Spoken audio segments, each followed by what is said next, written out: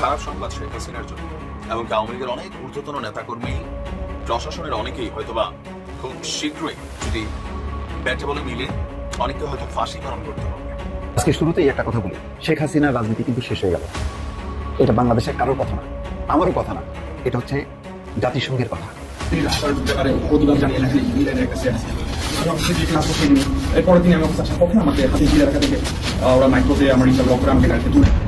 প্রিন্টের বিশ্লেষণে বলা হয়েছে শেখ হাসিনাকে সমর্থন করে ভারত নিজেদের বিপদ ডেকে আনছে।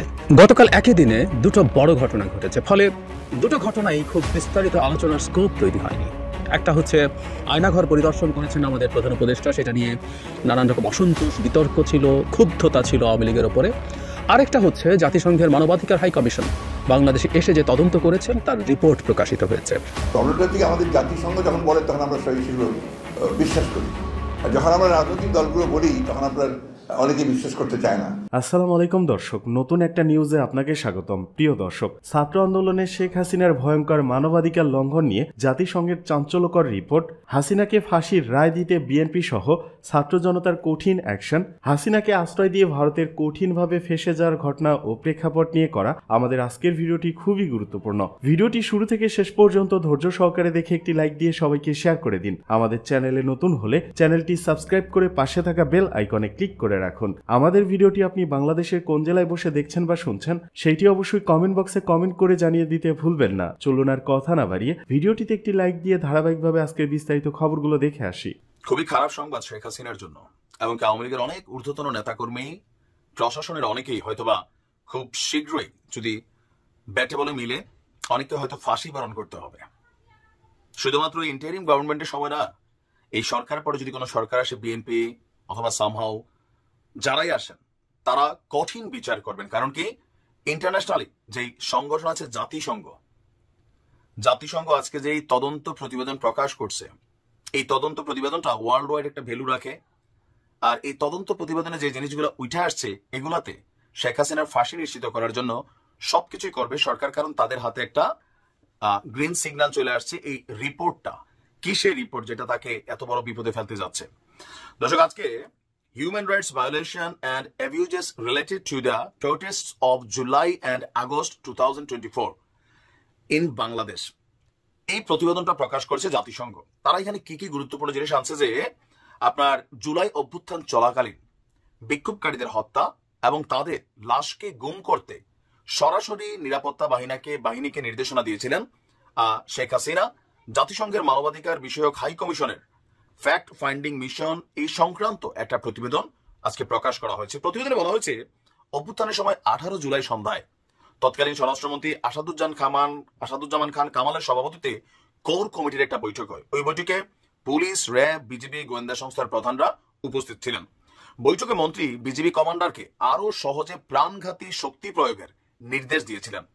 জ্যেষ্ঠ কর্মকর্তাদের স্বীকারোক্তি বলছে যে পরদিন অনুষ্ঠিত হয় আরেকটি বৈঠক এবং সেই বৈঠকে শেখ হাসিনা নিজে নিরাপত্তা বাহিনীর কর্মকর্তাদের বিক্ষোভকারীদের যারা আছে তাদেরকে হত্যা করার নির্দেশ দেন এবং বিশেষভাবে বলেন, বিক্ষোভের নেতাদের, দাঙ্গাবাজদের ধরুন, হত্যা করুন এবং তাদের লাশ গুম করুন।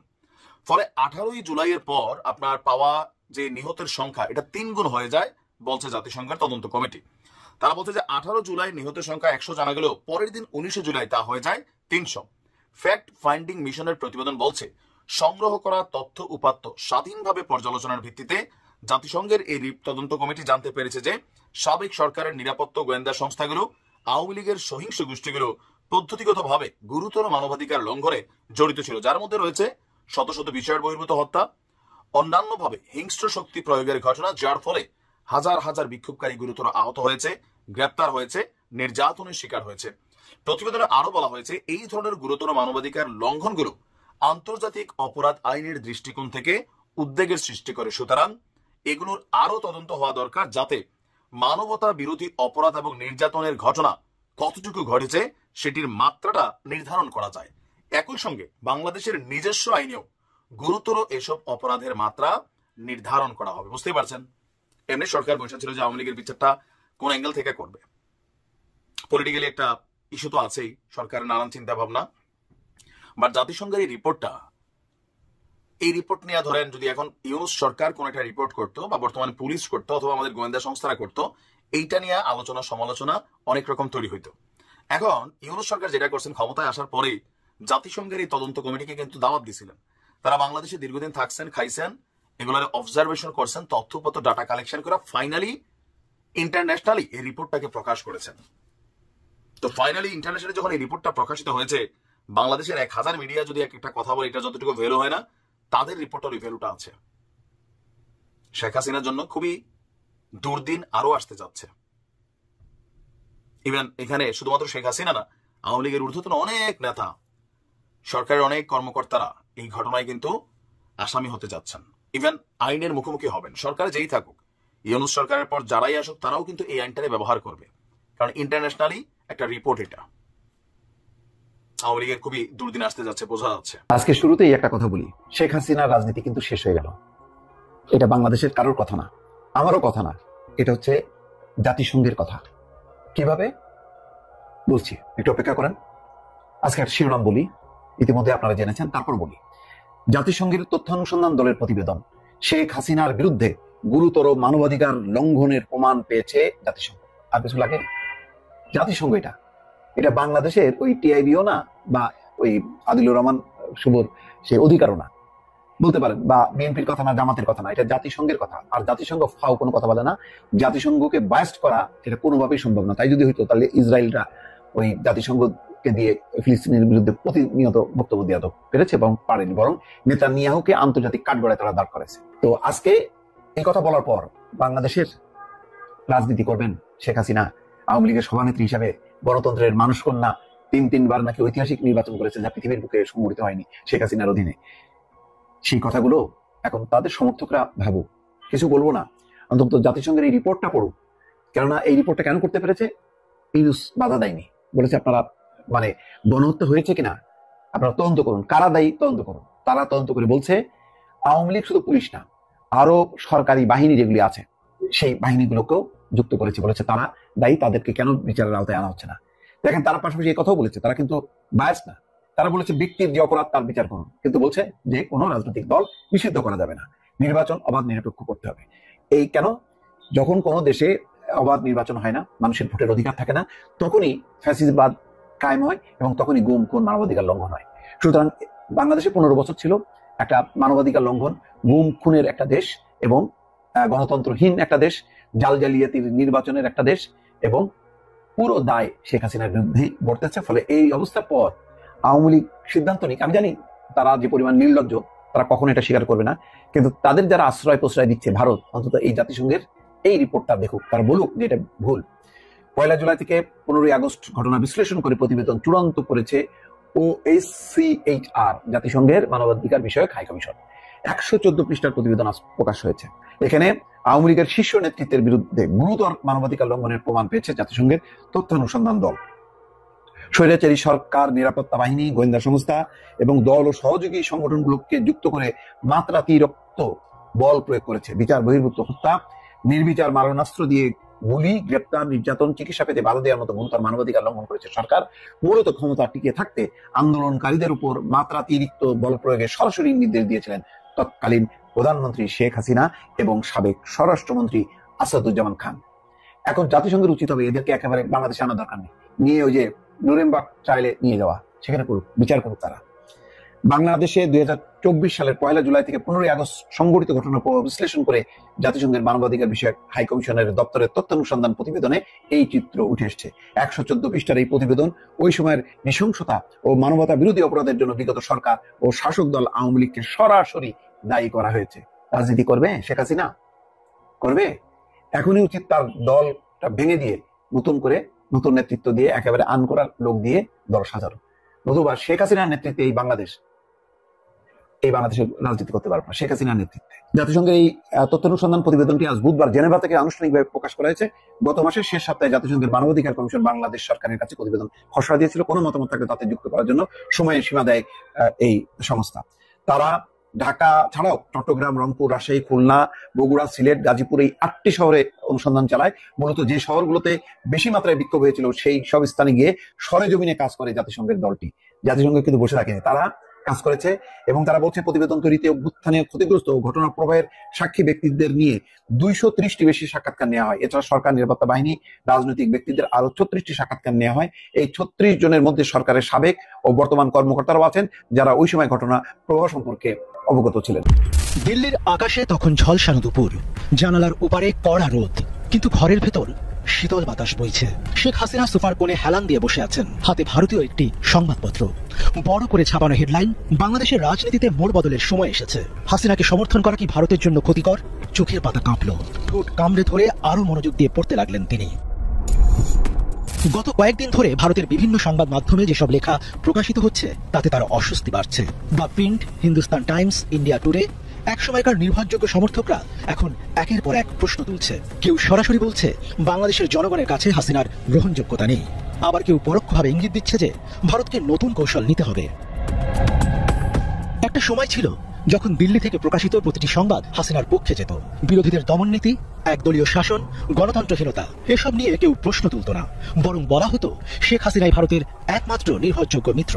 কিন্তু এখন হাসিনার কপালে গভীর চিন্তার ভাঁজ পড়ছে।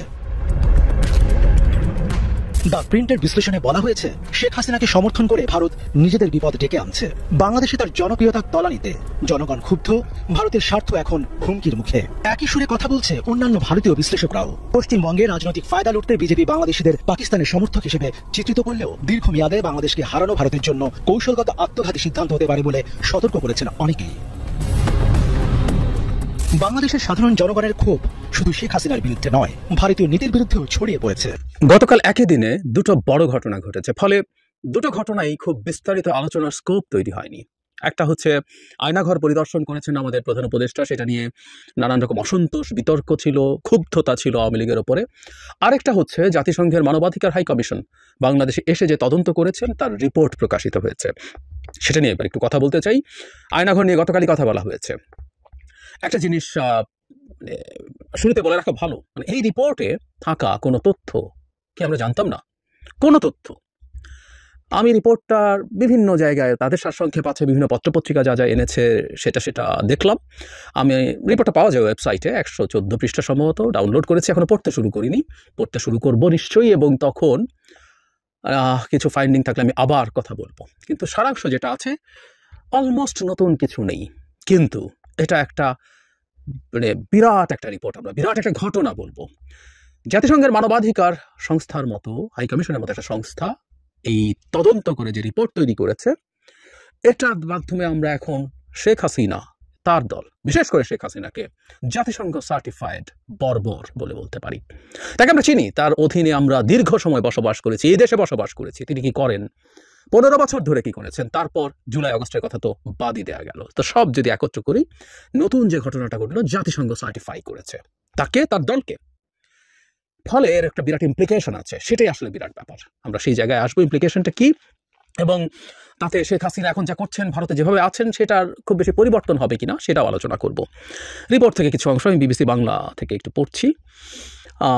রিপোর্টের যে জাতীয় হাইকমিশন বলছে, এই বিশ্বাস করার ভিত্তি আছে যে 15 জুলাই থেকে 5 আগস্ট পর্যন্ত সাবেক সরকার এবং এর নিরাপত্তা ও গোয়েন্দা কাঠামো আওয়ামী লীগের সহিংস গোষ্ঠীগুলোর সঙ্গে একত্রিত হয়ে মারাত্মক মানবাধিকার লঙ্ঘনের সাথে পদ্ধতিগতভাবে সিস্টেম্যাটিকলি জড়িয়ে পড়েছিল। খুব জরুরি, হুট করে হয়েছে না, পরিকল্পিত, ক্রমাগত তারা এই কাজটা করেছে। এর মধ্যে রয়েছে কয়েকশো বিচার বহির্ভূত হত্যাকাণ্ড, হাজার হাজার বিক্ষোভকারীকে মারাত্মক শারীরিক নিপীড়ন ও বল প্রয়োগ, ব্যাপক হারে নির্বিচারে গ্রেপ্তার ও আটক, নির্যাতন সহ বিভিন্ন ধরনের নিপীড়ন। OHCHR মনে করে, মানে জাতিসংঘের মানবাধিকার হাই কমিশন মনে করে, রাজনৈতিক নেতৃত্ব, নিরাপত্তা বিভাগের সিনিয়র অংশ এবং গোয়েন্দা কর্মকর্তাদের জ্ঞাতে, সমন্বয়ে ও নির্দেশনায় এসব মানবাধিকার লঙ্ঘনের ঘটনা ঘটেছে। খুব সোজা সাপটা কথা। তাহলে রাজনৈতিক নেতৃত্ব, নিরাপত্তা বিভাগের সিনিয়র অংশ এবং গোয়েন্দা কর্মকর্তাদের, তারা জানতেন, তারা সমন্বয় করেছেন এবং তারা নির্দেশনা দিয়েছেন, মানে একদম স্পষ্ট। এরপর বলা হয়েছে, বিজিবি, র্যাব, ডিজিএফআই, পুলিশ ও গোয়েন্দা সংস্থাগুলোকে সরাসরি অপারেশনের বিষয়ে আদেশ ও অন্যান্য নির্দেশনা দিয়েছিলেন রাজনৈতিক নেতৃত্ব, যা তাদের বিক্ষোভকারী ও অন্যান্য বেসামরিক নাগরিকদের বিরুদ্ধে মারাত্মক মানবাধিকার লঙ্ঘনে জড়িত করেছিল। এসবের মধ্যে বিচার বহির্ভূত হত্যাকাণ্ড এবং নির্বিচারে গ্রেফতারের ঘটনা আছে। এরপর মানে অবিশ্বাস্য একটা তথ্য, যেটা আমরা এত আমাদের দেশে মিডিয়াতে দেখিনি, কিন্তু আমরা ওইটা দেখেছিলাম, ওইটা পড়ি তাহলে আমাদের মনে পড়বে। এরকম অনেক ভিডিও এখন ঘুরে বেড়াচ্ছে। রিপোর্টে বলা হয় বাংলাদেশ পুলিশের পক্ষ থেকে আওয়ামী লীগ ও আওয়ামী লীগের সহযোগী সংগঠনের 95 সদস্যের নাম এবং তাদের ভূমিকা ছিল বিস্তারিত বিবরণ সরবরাহ করা হয়েছে। পুলিশের মতে এসব ব্যক্তিরাই বিক্ষোভের সময় সহিংস হামলায় ব্যবহারের জন্য নাগরিকদের অস্ত্র সরবরাহ করেছিল। যাদের অস্ত্র সরবরাহ করা হয়েছিল তাদের মধ্যে 10 জন তখনকার সংসদ সদস্য, 14 জন আওয়ামী লীগের স্থানীয় পর্যায়ের নেতা, 16 জন যুবলীগ, 16 জন ছাত্রলীগ এবং 7 জন পুলিশ সদস্য রয়েছে। একটা জিনিস খুব ইম্পর্টেন্ট, আমরা দেখেছি এরকম ভিডিও যেখানে আওয়ামী লীগের পান্ডাদের হাতে অত্যন্ত ভারী অস্ত্র ছিল, পিস্তল হাতে প্রচুর আওয়ামী লীগের পান্ডারা গুলি করছে, এই ভিডিও তো আছেই। অ্যাসল্ট রাইফেলের মতো বন্দুক হাতেও আওয়ামী লীগের লোকজন ছিল, এগুলো পুলিশ তুলে দিয়েছে। রিপোর্টে বলা হচ্ছে পুলিশ ও অন্য নিরাপত্তা বাহিনীগুলোর দ্বারা শিশুরা টার্গেট কিলিং এর শিকার হয়েছে। খেয়াল করি আমরা যখন প্রচুর গোলাগুলি হচ্ছে, কোনো গুলি গিয়ে কারো গায়ে লাগতে পারে, যেটাকে আমরা ক্রস ফায়ার বলি, ক্রস ফায়ারে পড়া, অথবা যেহেতু অ্যাসল্ট রাইফেল ব্যবহার করা হচ্ছে, এগুলো রেঞ্জ অনেক, আপনার কাছে টার্গেট মিস করার পর এটা 500-600 মিটার দূরে লেথাল থাকে, মানে এটা এফেক্টিভ রেঞ্জ, লেথাল আরও বেশি দূরে থাকে, 1-1.5 কিলোমিটার পর্যন্ত। এভাবে না, টার্গেট কিলিং করা হয়েছে শিশুদেরকে। এবং আমি একটা ডেটায় দেখলাম 12 থেকে 13% হচ্ছে শিশু, টোটাল মৃত্যুর সংখ্যা 1400, এর মধ্যে 12 থেকে 13% শিশু। এবং আরেকটা ডেটা একটু দিয়ে রাখা দরকার, লেথাল ওয়েপন ব্যবহার করে হত্যার উদ্দেশ্যে গুলি করা হয়েছে, যেটা ফরেন্সিক করে তারা বলছেন সেটা প্রায় 3/4। মানে কি বিভৎস, কি ভয়ঙ্কর। তারপরে বিশেষত শুরুর দিকে বিক্ষোভে সংঘর্ষারিতে থাকা নারীদের উপরে নিরাপত্তা বাহিনী এবং আওয়ামী লীগ সমর্থকরা মারাত্মকভাবে আক্রমণ করেছে। নারীরা যৌন ও লিঙ্গভিত্তিক সহিংসতার শিকার হয়েছেন, ছিল লিঙ্গভিত্তিক শারীরিক সহিংসতা ও ধর্ষণের হুমকি। ডকুমেন্ট বিশ্লেষণ করে দেখা গেছে আওয়ামী লীগ সমর্থকদের দ্বারা যৌন নির্যাতনের ঘটনাও ঘটেছে। একটা যুদ্ধে বর্বর, মানে এই যে পশ্চিম পাকিস্তানিরা যা যা করেছে, হত্যা, সাথে ধর্ষণ, বেলটেন, এসব করে মানে ভয়ঙ্কর রকম আতঙ্ক তৈরি করার চেষ্টা, সেই চেষ্টাই তারা করেছে একই রকম, একইভাবে। তারা ভিডিও এবং প্রত্যক্ষদর্শীদের ভুক্তভোগী সবার সাথে আলোচনা করে দেখছে আওয়ামী লীগ সমর্থকদের একটি সশস্ত্র আওয়ামী লীগ সমর্থকদের একটি সম্প্রসারিত দল পুলিশের সঙ্গে যৌথভাবে বা ঘনিষ্ঠ সমন্বয়ের বিক্ষোভকারীদের বিরুদ্ধে কাজ করছিল। আমরা জানি, মানে আওয়ামী লীগকেও এই ঘটনার সাথে খুব সহজেই জড়িত করা যায়, এটা আমরা জানি, সেটাই হয়েছে। এখানে প্রথম আলোতে আবার একটা ইন্টারেস্টিং জিনিস আছে, সেটা হলো এই যে সবগুলো বাহিনী আছে তাদের প্রধানদেরকে নিয়ে একটা কোর কমিটি হয়েছিল, সেটা স্বরাষ্ট্রমন্ত্রী সেটাকে চেয়ার করতেন। এবং খুব ইন্টারেস্টিংলি এখানে বলা হচ্ছে মাঠ পর্যায়ে বিভিন্ন যখন করতে, এখানে জুলাইয়ের মাঝামাঝি থেকে 5 অগাস্ট পর্যন্ত তৎকালীন প্রধানমন্ত্রী এসবি, ডিজিএফআই ও এনএসআই এর প্রধানদের কাছ থেকে নিয়মিতভাবে সরাসরি প্রতিবেদন পেতেন। এই ধরনের গোয়েন্দা প্রতিবেদনের মধ্যে জায়গাটা একটু খেয়াল করুন, 21 জুলাইয়ের একটি প্রতিবেদনে আন্দোলনকারীদের উপরে নিরাপত্তা বাহিনীর মাত্রাতিরিক্ত বল প্রয়োগের বিষয়ে শেখ হাসিনাকে সতর্ক করা হয়েছিল। মানে সরকারের, শেখ হাসিনার অধীনের বাহিনী 21 তারিখ তাকে সতর্ক করেছিলেন। একই ধরনের উদ্বেগ আগস্টের শুরুতে তৎকালীন প্রধানমন্ত্রীর কাছে তুলে ধরা হয়। 29 জুলাই মন্ত্রী পরিষদের বৈঠকে আন্দোলন সংক্রান্ত বিষয়গুলো প্রধানমন্ত্রী তুলে ধরেন, আর আন্দোলনের সময় তৎকালীন প্রধানমন্ত্রী ও তার জ্যেষ্ঠ উপদেষ্টারা সরাসরি ও টেলিফোনে নিরাপত্তা বাহিনীর জ্যেষ্ঠ কর্মকর্তাদের আদেশ দিতেন ও সার্বিক অপারেশন পর্যবেক্ষণ করতেন। একদম খুব ক্লিয়ার তারা এসব করেছেন। এরপর মানে আমরা আওয়ামী লীগের কথা বলছি, ওখানে এটা একটু জেনে রাখি, আসলে মূলত রিপোর্টটা একটু শুনে রাখা দরকার, অনেকে পড়েননি হয়তো। তারা বিক্ষোভ দমনের জন্য, মানে আওয়ামী লীগ সম্পর্কে এটা বিবিসি বাংলা আবার বলছে, সরকারের প্রচেষ্টাকে সমর্থন করে ব্যাপকভাবে বেআইনি সহিংসতায় লিপ্ত হয়েছিল। অভিযান শুরুর আগে সশস্ত্র আওয়ামী লীগ সমর্থকরা পুলিশের সাথে সারিবদ্ধভাবে দাঁড়িয়েছিল অথবা পুলিশ ফোর্সের পেছন থেকে আক্রমণে অংশ নিয়েছিল। আওয়ামী লীগের লোকজন তল্লাশি চালিয়েছে, বিক্ষোভকারীকে আটক করেছে, এগুলো তো সবই হয়েছে। গোয়েন্দা সংস্থাগুলোর মধ্যে ডিজিএফআই, এনএসআই, এনটিএমসি, ডিবিএসবি, সিটিটিসির মতো গোয়েন্দা সংস্থাগুলো আন্দোলনকারীদের দমনে সরাসরি জড়িত থেকে মানবাধিকার লঙ্ঘন করেছে। এর মধ্যে শিশুসহ নির্বিচারে আটক, গুম, নির্যাতন, স্বীকারোক্তি আদায়ের মতো মানবাধিকার লঙ্ঘন, আহতদের চিকিৎসা পেতে বাধা, হাসপাতালে কর্মরত ভর্তি আহতদের ভয়ভীতি দেখানো, মানে চিকিৎসা পেতে বাধা দেওয়ার ঘটনা অনেকগুলো ঘটেছে। আমরা জানি অনেক হসপিটাল ঘুরে ভর্তি হতে পারেনি, তারপর রাস্তায় মারা গেছে, এই স্টোরিও প্রচুর আছে। 18 জুলাই স্বরাষ্ট্রমন্ত্রীর সভাপতিত্বে একটা কোর কমিটির মিটিং হয়। ওই বৈঠকে তৎকালীন স্বরাষ্ট্রমন্ত্রী অন্যান্য নিরাপত্তা সংস্থার ঊর্ধ্বতন কর্মকর্তাদের সামনে বিজিবি কমান্ডারকে আরও প্রাণঘাতী শক্তি প্রয়োগের নির্দেশ দেন। এই হচ্ছে অবস্থা। এই জায়গাটা এবার খেয়াল করি। এর পরদিন অনুষ্ঠিত এক বৈঠকে তখনকার প্রধানমন্ত্রী নিজেই নিরাপত্তা বাহিনীর কর্মকর্তাদের বিক্ষোভ দমনের জন্য বিক্ষোভকারীদের হত্যা করতে বলেছিলেন। এদিকে 848 নেতাকর্মী নিহত, হাসিনাকে প্রধান আসামি করে বিএনপির অভিযোগ। জুলাই আগস্ট গণহত্যায় দেশব্যাপী 848 নেতাকর্মী নিহতের ঘটনায় আন্তর্জাতিক অপরাধ ট্রাইব্যুনাল ভারতে পালিয়ে যাওয়া স্বৈরাচার শেখ হাসিনাকে প্রধান আসামি করে অভিযোগ দায়ের করেছে বিএনপি। বৃহস্পতিবার সকালে আন্তর্জাতিক অপরাধ ট্রাইব্যুনালে এ অভিযোগ দায়ের করা হয়। বিএনপির মামলা ও সমন্বয়ক প্রধান সালাউদ্দিন খান গণমাধ্যমকে এ তথ্য নিশ্চিত করেছেন। তিনি জানান, এই অভিযোগে 500 জনের অধিকে আসামি করা হয়েছে। এদের মধ্যে সাবেক স্বরাষ্ট্রমন্ত্রী আসাদুজ্জামান খান কামাল, আইনমন্ত্রী আনিসুল হক, তথ্যমন্ত্রী মোহাম্মদ এ আরাফাত সহ পুলিশের ঊর্ধ্বতন কর্মকর্তারা রয়েছেন। বিভিন্ন তথ্য উপাত্ত সহ 84টি মামলার এজাহারে কপি আন্তর্জাতিক অপরাধ ট্রাইব্যুনালে দাখিল করে বিএনপি। এছাড়া 1 জুলাই থেকে 5 আগস্ট পর্যন্ত নিজেদের 848 নিহত নেতাকর্মীর তালিকা জমা দিয়েছে বিএনপি। একই সঙ্গে দেশব্যাপী হওয়া মামলার এজাহার, পত্রিকার ছবি, অডিও, ভিডিও জমা দেওয়া হয়েছে। এদিকে আয়নাঘর ঘুরে যা বললেন হুমাম কাদের চৌধুরী। হুমাম কাদের চৌধুরী বলেন, আমাদের প্রধান উপদেষ্টার সাথে যারা আমরা আয়নাঘর পরিদর্শন করেছি, গত 6 মাস ধরে আমরা একটা আশা নিয়েছিলাম যে কোনো মুহূর্তে গিয়ে আয়নাঘর দেখে আসব। কিছুজন মাসের জন্য ছিল আর কিছুজন অনেক বছর ছিল। তিনি বলেন, যেভাবে আমরা আয়নাঘরটাকে মনে রেখেছিলাম ঠিক সেই রকমই পেয়েছি। কিছু কিছু জায়গা পরিবর্তন হয়েছে। যে জায়গাটা আমরা ইন্টারোগেশন হিসেবে চিহ্নিত করেছি, সেই রুমে অনেক কিছুই তারা নিয়ে গেছে। ওই এরিয়াটা ভাঙচুর হয়েছে, যেটা স্বাভাবিক যে আমরা জনতার কিছুটা পরিবর্তন আসবে। তবে একটা জায়গায় আজমির সাহেব ও আমি দুইজনই অবাক হলাম যে সেলগুলোর মধ্যে আমাদের রাখা হতো, সেই সেলগুলো প্রায় একই রকম রয়েছে। আমাকে আর আজমির সাহেবকে যে দুটো সেলের মধ্যে রাখা হয়েছে, একটা শুধু ছোট জিনিস পরিবর্তন করেছে। জানালাগুলো কালো রং দিয়ে ঢাকা ছিল, সেই জানালাগুলোকে আবার ক্লিয়ার করে দেওয়া হয়েছে। ওইটা ছাড়া আর কোনো পরিবর্তন হয়নি। হুমাম কাদের চৌধুরী বলেন, সত্যিকার অর্থে আমাদের মাঝে সেই সুযোগ ছিল না বাকি বিল্ডিং কেমন ছিল তা দেখতে। আমাদেরকে যখন রুম থেকে বের করে দেওয়া হতো, তখন আমাদের চোখ বেঁধে দেওয়া হতো, জমটুপি পরানো হতো। প্রথমবারের মতো নিজে প্রথমে দেখতে পারলাম এই বিল্ডিংটা দেখতে কেমন। ভিতরে থাকা অবস্থায় অনেকবার চিন্তা করেছিলাম যে বিল্ডিংটা কি রকম হতে পারে। অনেকে বারবার করে বলেছে যে এতদিন কেন গেল না, 6 মাস পরে কেন গেল। বাইরের মানুষ বারবার এই প্রশ্ন করতে পারে, তবে আমি একজন ভুক্তভোগী হিসেবে দেশের আপামর জনগণকে জানিয়ে দিতে চাই, অনেক বছর আমরা অপেক্ষা করেছি, তাই 6 মাস আমাদের জন্য বেশি সময় ছিল না।